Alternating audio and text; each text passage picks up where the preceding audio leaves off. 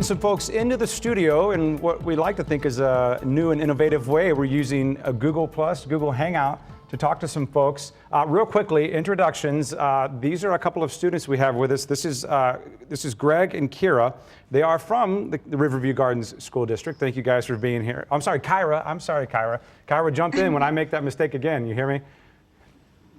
Can you hear me physically? Yes. Okay, very good. Just making sure.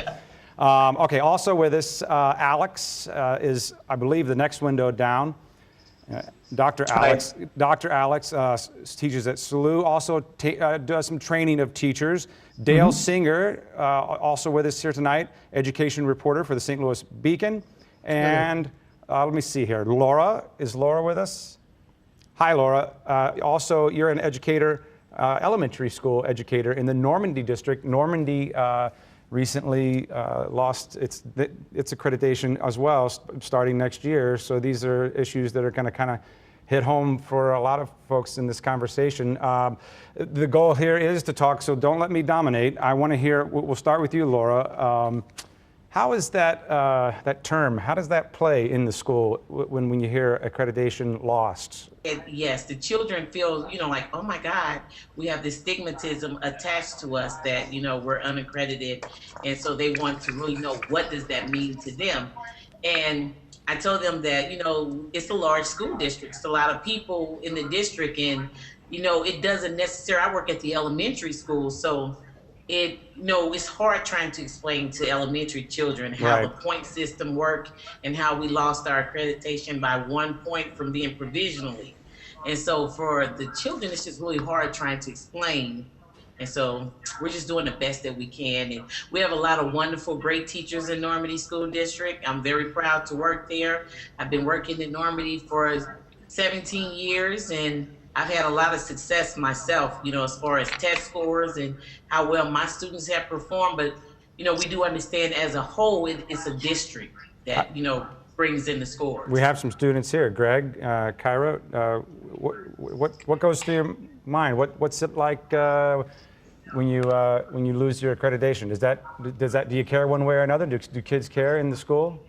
Well, we care, and it's like, as long as we push forward and do what we're supposed to do, can't nothing stop us. Can't nothing get in our way of us succeeding in life. Does it change your daily routine? I mean, is it an impact on your education?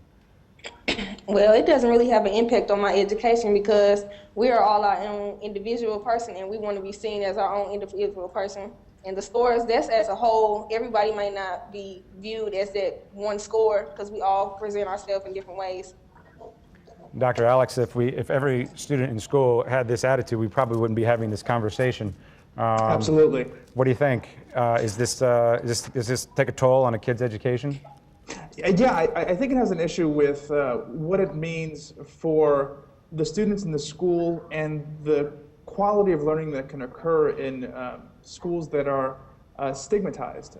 I feel like it has a significant, it comes with this issue of the difficulties that students might have getting into college, getting into these other areas. It's definitely a stigma. Dale, something's got to hold the school accountable, though. We can't just shove the checks into the school districts and turn our backs. We have to know if we're getting something for our money, I assume.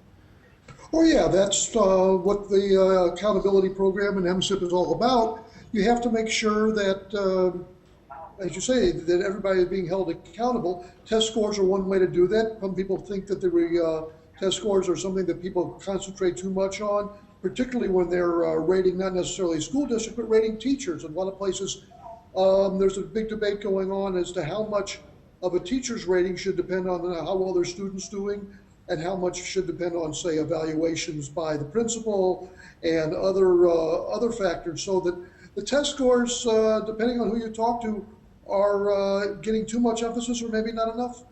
Laura, do you have to just teach to the test? No, we don't teach to the test. The thing that I tell my students, I'm teaching them to be lifelong learners. So if you do a really good job of teaching children, then they'll do well on the test. So we don't just teach to the test. We try to teach the children to be well-rounded. Alex, as someone who trains teachers, I've got to believe you have some thoughts on that. Is that actually happening? Without a doubt. I mean, I think that's what the goal is that we train teachers exactly the way that Laura is thinking, which is that they're not focused on a test, but they're focused on creating enlightened citizens. They're focused on pushing kids to be the best individuals that they can be. And what I always share with my prospective teachers is that that's what they've got to focus on: the learning goals, the students, caring about the students, who they are, and who they are as individuals. And I think that I certainly agree 100% with what Laura's saying, that the test is important, certainly, but that it isn't the end of education. Greg and Kyra, is this something that kids talk about at all? Give us the inside scoop here. Is this, if you weren't doing us the honor of being here tonight, would you even be thinking twice about the word accreditation and what it even means? No, sir. No. Dale, I know this is a subject you cover extensively. Help us out. Tell us what is on the forefront of your mind when it comes to accreditation in the schools. To me, it's a situation where, since Krista Castro became the Commissioner of Education in Missouri a few years ago, she brought a different perspective than the commissioners had brought before, because she was from the urban area. She had been superintendent in Riverview Gardens. She had been superintendent in Hazelwood. And I think there are a lot of people, particularly in outstate Missouri, were a little tired of seeing the situation where, until recently, the city of St. Louis was unaccredited, Riverview Gardens is unaccredited, Normandy's unaccredited, Kansas City is unaccredited.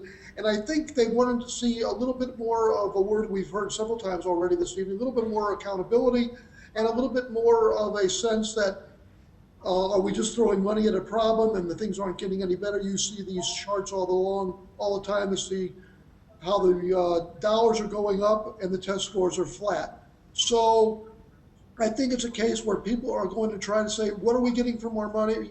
And if we're not spending it the right way, maybe we ought to make a lot of changes. Dr. Alex, same question to you. What's on the forefront of your mind?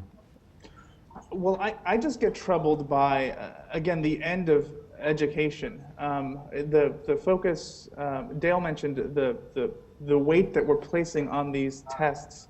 And I'm certainly, there has to be measures to keep education accountable. I don't disagree with that. But I do think that the way in which we're framing education as just something where students are to be passing tests is really troubling in terms of measuring it for accreditation, measuring it for the evaluation of teachers.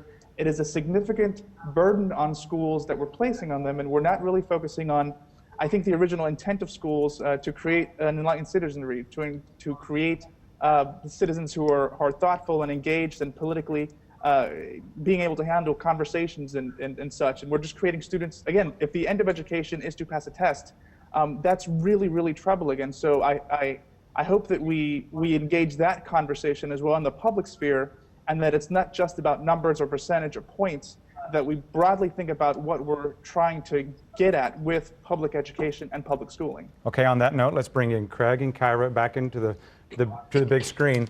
What's next for you guys? Tell us, what are your dreams? Ladies first.